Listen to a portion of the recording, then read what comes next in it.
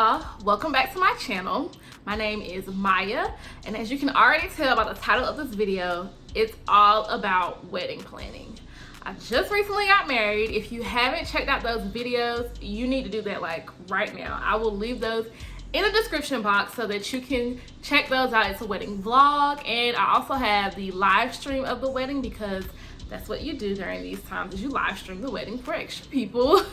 And there is probably a part 2 to the wedding vlog, and if you haven't already seen it, it's probably the next video, and if it isn't the next video, then you just won't be seeing it. It just ain't happening. But I really wanted to just break down how I planned a wedding. I decided to plan my own wedding because my best friend got married at the end of 2019, and she basically said hiring a planner was the biggest waste of money that she could have spent. And I said, well, I'm not hiring a planner. Like, it was really that simple for me because in my mind, I knew who I wanted for what. And so I'm like, well, what am I hiring them to plan? Because I already know what I want for each thing, and I'm just gonna reach out to that person, like, and if not, I can find somebody else. It was just that simple for me. But I did end up having a day of coordinator. She came in like a month before the wedding and took over. I gave her everybody's information, and she said, Maya, don't worry about nothing else, I got it from here. And she took over, and it made the last month leading up to the wedding so seamless, like so seamless. So I greatly appreciate her, and the day of, she was able to handle everything. So I guess the first thing is, when did I get proposed to? Like, when did you get engaged? Hello, like, you got a man? Like, we ain't seen him, what's that? So I got engaged at the end of 2019 on New Year's Eve. So December 31st. December 31st, and the way the proposal went down, if y'all want like a video on how the proposal went, let me know in the comments down below, and I'll see if Armand wants to set that up. But like many people going into 2020, me and my friends were like, yeah, let's have a Roaring 20s themed like New Year's Eve party. Like, we gotta do that. And so that's what we ended up doing, and it turned into like a, I guess, engagement party, and like my friends were there like from out of town that I had no idea were in the area. So that ended up being really, really cool. But we entered 2020, and the first thing that people ask you once you get engaged is, so when's the wedding? Like, they literally will ask you the next day, and you're just like, I haven't even sat down to decide like what's next. Like, I just got my ring. I don't know what's going on. So January happens, and at this time, Armand and I are deciding to move in together because we weren't living together at the time. I was living in Georgia, and he was still living in South Carolina. He was trying to get jobs out here in Texas, and he ended up getting one like, I think the first week of January. We ended up finding out that, oh yeah, you're moving to Austin, and okay, so this is what we're doing. And by the end of January, he was living here in Austin. And so I'm like, okay, at this point, we'd sat down already and figured out what date we wanted to have the wedding. We decided on July 23rd, 2021. But as you all know, first tip, or the first thing when it comes to wedding planning, you don't have a date until you have a venue. So yeah, we were like, yeah, we want to have the wedding July 23rd, but if the venues we were looking at were already booked for July 23rd, July 23rd wasn't gonna be our wedding date. So I went ahead and scheduled bookings so that we can go visit venues. But of course, it was just gonna be me because I was still in the area. I was still in the Southeast, and so I traveled from Georgia back home to South Carolina, and me and my mom and my dad, we went to go look at venues. And this was during the time where they were like, coronavirus. There wasn't a mask mandate yet, but it was like, yeah, this is a thing. Y'all need to be cautious. And so, like, for one of the venues, they had completely shut down when like visitation. So I couldn't even visit one of the venues that I really, really wanted to visit.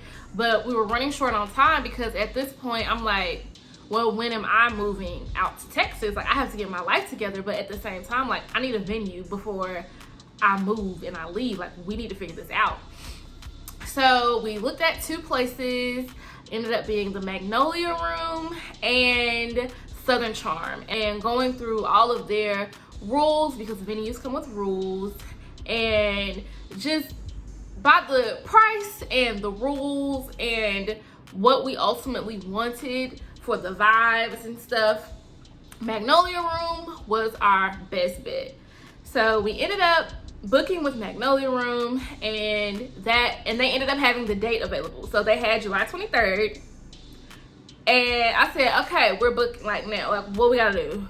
We gotta do like, we need to secure this date right now.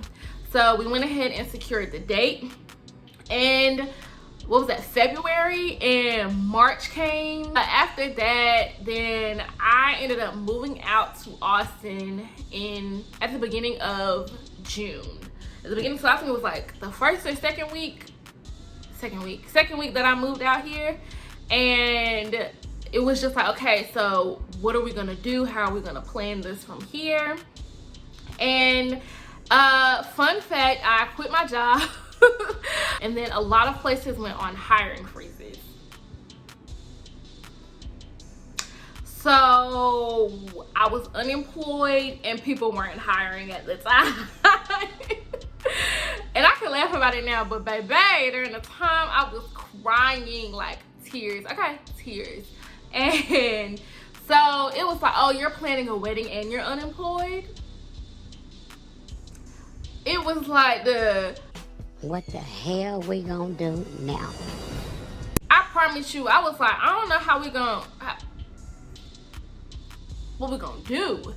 But like I said, we already had our venue, and our wedding was gonna be in the summer of 2021. So in our minds, we're like, okay, like we have some time.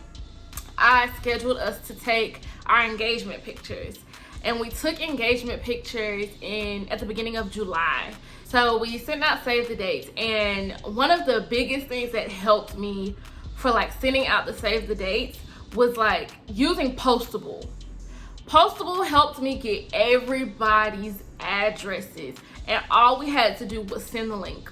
Trying to get your aunties from over here, your uncles from over here, but don't forget about that third cousin that you ain't seen in about 5-10 years, but they say they coming to the wedding, so you need to get their address. And you're like, I ain't got their phone number, like what is happening? But using Postable, that way like anybody who had the link can kind of send it out and tell somebody to put their address in. Like, use Postable. It was so helpful. So we used Postable, and I was able to like use all of the addresses and export them from Postable over to Minted, which is what we used for our save the dates. And it was super easy. I didn't have to manually put in anyone or anything like that. Like I just exported a spreadsheet and imported it into Minted, and it was that easy. And they were able to put everyone's address on an envelope. So I didn't have to like get the envelopes and handwrite everybody's address. No, like Minted was like, we got you covered. So they ended up putting everybody's address on the envelope. They brought sent in the save the dates and the envelopes, and I just had to get a stamp, get a return address thing printed out, which I ended up getting from Office Depot, and seal the envelope and put them in the mail. It was so easy. Like, that was the least stressful part of the entire thing. Like, the save the dates was probably, for me, the most exciting. We sent out the save the dates in, I think, like September. We took pictures in July. I think we sent out save the dates in like September, early October, something like that. We wanted to give people enough time because we were having a Friday wedding. So we wanted to give people enough time to be like, okay, we know it's on a Friday. We need to make accommodations because people are gonna have to take off work and need to figure out what you're gonna do with your kids and all of this type of stuff. Like, it's gonna be on a Friday. We're letting you know because it's in the summertime and we know summer vacations happen. Don't forget about us, type of thing. So I wanted to send them well in advance. So there was a DJ that I wanted specifically. And this man gets booked, like booked. So I believe I booked him in July as well. Like when we took our pictures around that time, I booked him because, like I said, like he gets booked. Like, y'all, he be booked for like the next year, and you'll be like, wait a minute, what's going on? But yeah, so I went ahead and booked him. So fast forward back to like around October time, and we're like, okay, photographer is the next big thing that we need to book, because photographers, especially really, really good ones, also get booked up really fast. So the three main things that you need to book as soon as possible: your venue so that you can have a date, your DJ to make sure that they are available, and your photographer to make sure that they are available. Because everything else along the way, you can kind of finesse in a sense, but you need those people. Like when you're planning your own wedding, you need to make sure you have those people in line and secured. The photographer that we wanted, like, it was like, okay, we're gonna get this photographer. And then, but we weren't ready to like put down the deposit at the time. We should have been ready. We should have been ready, because by the time we were ready to book the photographer, prices had gone up. Prices had gone up, and I can't be mad, because when you're in high demand and you're doing really, really good, like, you're going to increase your prices, period. Like, you're gonna do it. But baby, we saw that price increase and we said, who? Not us. Not us. Photography is important. So I ended up finding these other people who did really, really well on our pictures. After we booked our photographer, it was really like easy selling, because I think we booked the photographer in like November, maybe November or something like that. And then it was like the holiday season, and so we're just chilling at this point. Like, that's another thing about planning your own wedding. Like I said, I got engaged December 31st, 2019. Our wedding wasn't until July 23rd, 2021. You're not planning a wedding like every day for that period of time. You're not doing it.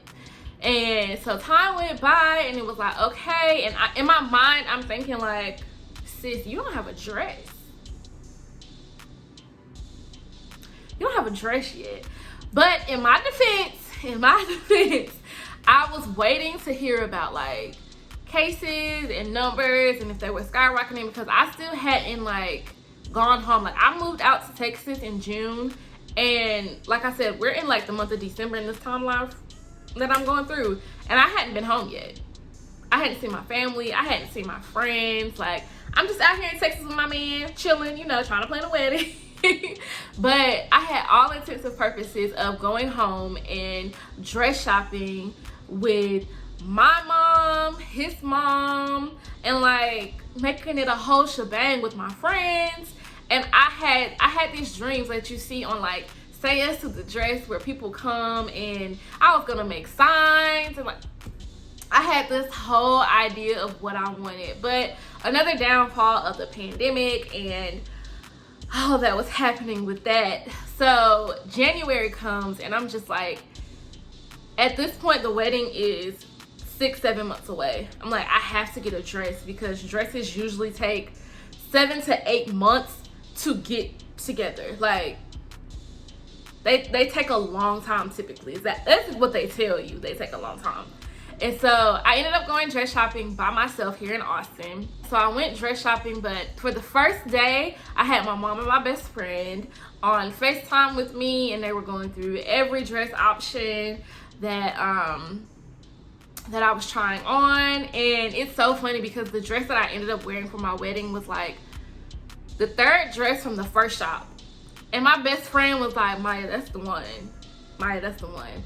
And I just was not convinced when I first put it on. Like, I don't know. I guess from watching all these bridal shows, you have this expectation that like, I'm about to cry when I put my dream dress on. It's gonna be, but if nothing else, I've learned that this entire process was unconventional. Like anything that I thought or I was expecting to happen, it just didn't happen. It was my first store and I was going alone. And so I guess like in the back of my mind, I had it to where like, I want to see what else is out there. So I wasn't pressed on finding something at the first place that I went to.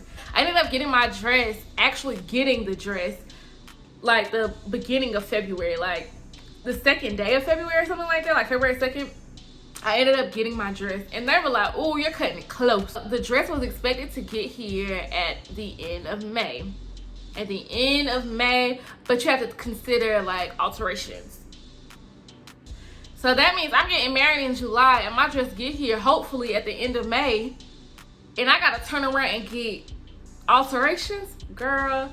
So yeah, got the dress at the end of May, ended up putting down the deposit for that and all that good stuff. And so it's like, okay, well, what's next? So then February kind of goes by and I'm just like, I don't, like, what else is there? And I'm like, oh, decor. Who's decorating my wedding?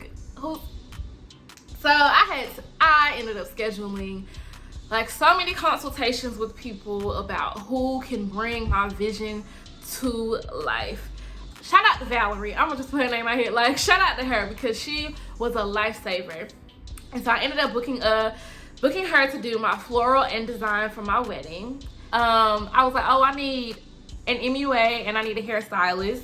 So I ended up booking that in like March, April. And at this time, oh, I forgot to mention catering. I booked catering. I booked catering in like January. The thing about like venues is that like your caterers, the people that they use to cater, like they have to have licenses, they have to have like permits, all of this type of stuff, insurance, like so many things that you're just like, okay, like you can't, if I could have used my mama and other people to cook for the wedding, trust me, I would have, because catering for a wedding is expensive. And baby, we got a little discount because I knew him. But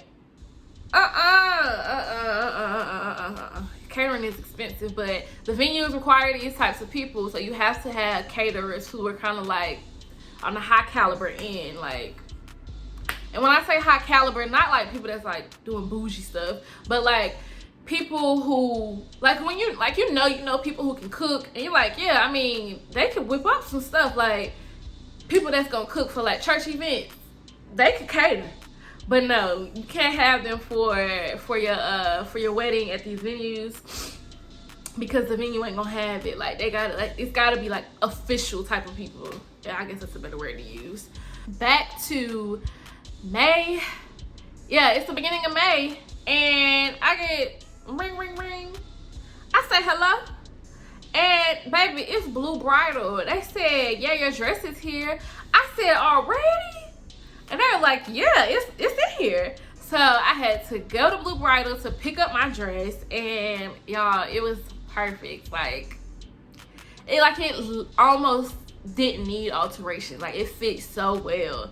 But of course, I went ahead and got alterations, and then I ended up finding somebody who could do alterations out here and booking with her, and I had my first dress fitting at the beginning of June. I ended up having my bridal shower in the middle of June, and then as soon as I got back from my bridal shower, I had my second dress fitting. And I don't know, my second dress fitting, I was so self-conscious. So I had my second dress fitting at the end of June, and then my final one was mid-July. Yeah, and then when I got my dress the final time in the middle of July, that was it. That was the moment I almost cried, like, because it fit so well. Like the way I looked at my wedding was the way it fit for my final dress fitting, and it was perfect. One thing I forgot to mention was the invitations. Like, invitations went out at the end of April, because at the end of April, and then we had an RSVP deadline of June 18th. That was probably the most stressful part, because people don't like to RSVP. And then it was getting closer to time, and now you have everybody saying, oh, I ain't get no invitation. Oh, I'm trying to come. oh, I'm coming. Like, what? I'm gonna be there. And you're like, but you weren't on the original list. And it's not that you want to be mean to people, but you have to stick to these things, because now you have to tell catering how many people they're trying to feed. You gotta tell the decor person how many seats, which means we need X amount of tables, and you have to pay for each table placement for each person. You have to pay for the centerpieces for each table, the tablecloths for each table. Like, everything costs, and so numbers are super important for a wedding. And if you've never planned a wedding, then you don't really know that, because you're just so used to just showing up as a guest. But like, that type of stuff is important. And so I was making so many Facebook messages like, y'all need to RSVP, because if you don't RSVP, like, I just don't want you to be mad at me when the time comes and I'm like, no, you didn't RSVP. And now you're upset with me when I tried to accommodate with you, when all you had to do was RSVP. But baby, everything was on our wedding website throughout this entire process. So we ended up using Zola for our wedding website. I highly, highly, highly suggest doing a wedding website. It's just an easy place to put all your information, everything that you need on your wedding website, so that your guests know where to go whenever they have a specific question. Now, will they use it as a resource? Probably not. So many people were asking me questions about, can I bring kids? Can I do this? What's the dress code? What's this? And I'm like, baby, it's all on the wedding website. Every single question you got is on the wedding website, because I'm an overthinker. And so it makes me think about, like, okay, like, what questions need to go where? Like, what are people gonna ask? And so I put them on the wedding website. So, but people didn't use it. Some people did, some people didn't, but it was a virtual way that people could RSVP as well. And so that's why the wedding website was very important. It allowed people to RSVP online, so they wouldn't have to send their paper invitations back in the mail. Now, some people know we did have that option, so people did use that as a resource, and we got a lot of paper invitations back in the mail, especially from the older people that were coming to the wedding. But a lot of the younger people took advantage of RSVPing online, because all you had to do was type in your name, say I'm attending, and that was literally it. And so we were able to keep a track record of, like, everybody's name who was coming to the wedding, and it was right in Zola. So when people did send in paper invitations, I just went in Zola and fixed it for them to say, like, oh, they're attending. And from there, it would let me know, like, how many people were attending which occasion. So if they were attending the ceremony, the reception, cocktail hour, and so on and so forth. And it was just so easy, and I highly suggest using Zola for your wedding website, because it really helps me out a lot. A quick rundown: make sure you get your venue first, because if you don't have a venue, you don't have a date, regardless of what you think your wedding date is going to be. Book your DJ, book your photographer, book your caterer, get your invitations and your save the dates together, because those can be costly. And what we decided was that we were going to let the groomsmen take care of stocking the bar. So they were going to get all the alcohol, and we were basically just going to get a bartender to mix the drinks and be at the bar for the day of to serve people. It ended up being a lot cheaper that way, because, like, when you hire a bartender and you tell them to get all the alcohol, and alcohol ain't cheap, it would have been, like, so expensive. So we were just like, groomsmen, y'all take care of the alcohol. We had a total of 9 groomsmen,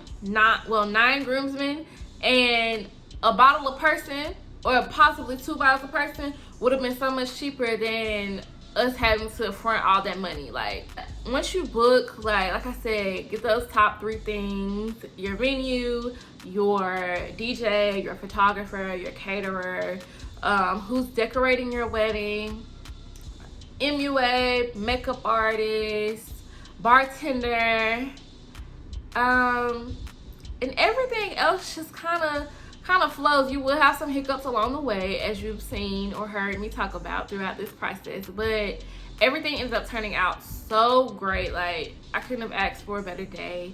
And yeah, so I hope you found this video very, very helpful. Go ahead, if you like this video, go ahead and give it a thumbs up. Subscribe to my channel and look out for more videos. There's gonna be more wedding videos. I feel like I just have so much to talk about now that it's over with. But if you like this, go ahead and subscribe, and I will see y'all in the next video. Happy wedding planning.